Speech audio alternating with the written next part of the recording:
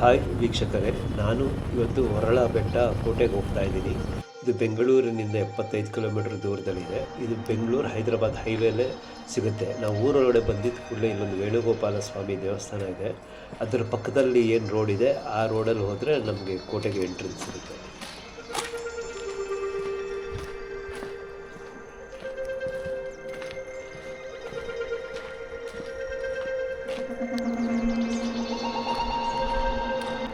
ನಾವು ಈ ಬೆಟ್ಟನ ಪೂರ್ವದ ಕಡೆಯಿಂದ ಹಚ್ತಾ ಇದ್ದೀರಿ.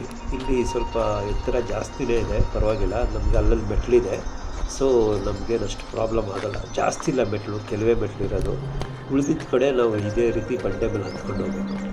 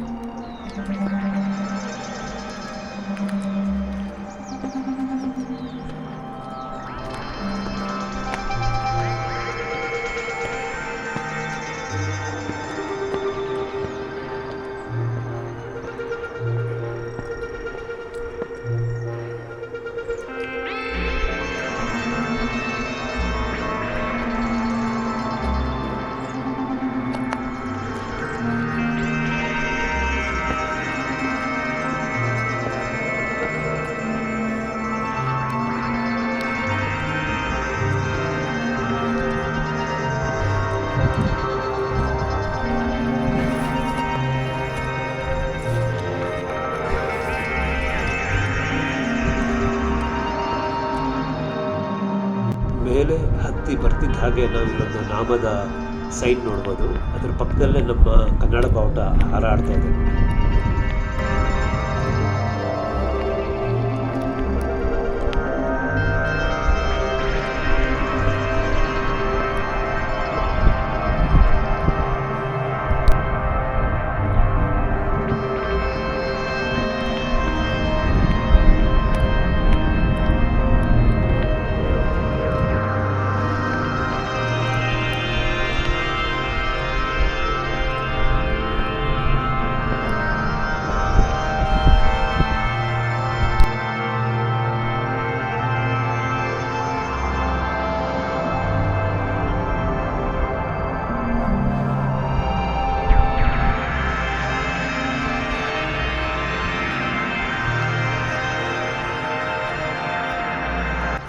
ಹಾಗೆ ನಾವು ಸ್ವಲ್ಪ ಮುಂದೆ ಹತ್ತಿ ಬಂದರೆ ಇಲ್ಲೊಂದು ಆಂಜನೇಯನ ಗುಡಿ ಇದೆ ನೋಡಿ.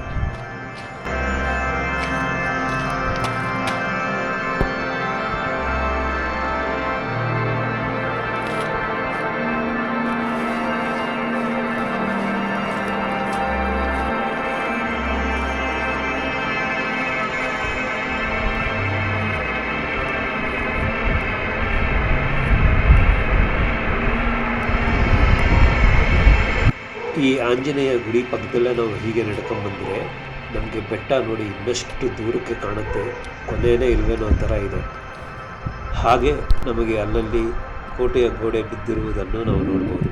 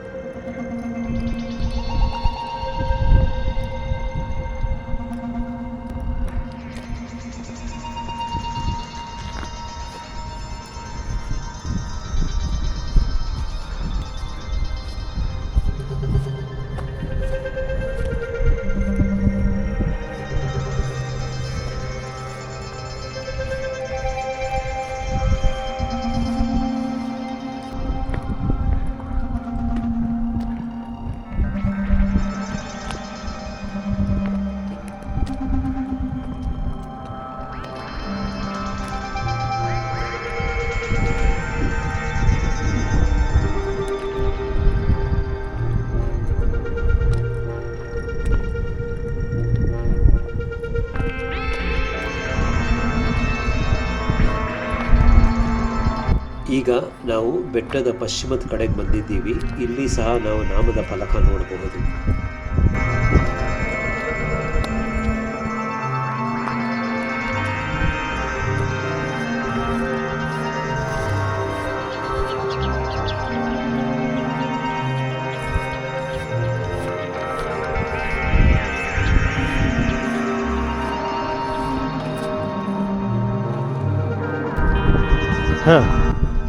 ಸುಮಾರು 1.5 ಕಿಲೋಮೀಟರ್ ಟ್ರೆಕ್ಕಿಂಗ್ ಮಾಡಿದ ನಂತರ ನಮಗೆ ಇಲ್ಲಿ ಸೀತಾರಾಮ ಲಕ್ಷ್ಮಣ ದೇವಸ್ಥಾನ ಸಿಕ್ಕಿತು.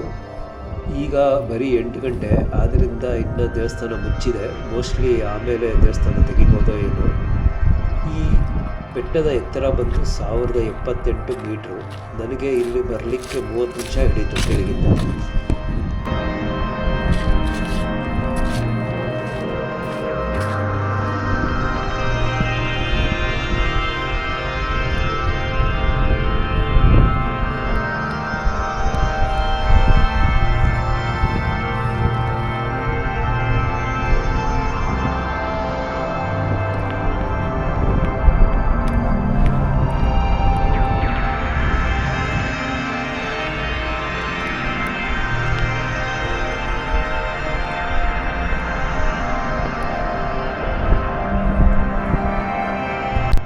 ಈ ಟ್ರೆಕ್ಕಿಂಗನ್ನು ಇಷ್ಟಪಡುವವರು ಖಂಡಿತವಾಗಲೂ ಒಮ್ಮೆ ಇಲ್ಲಿಗೆ ಬಂದು ಭೇಟಿ ಕೊಡಿ.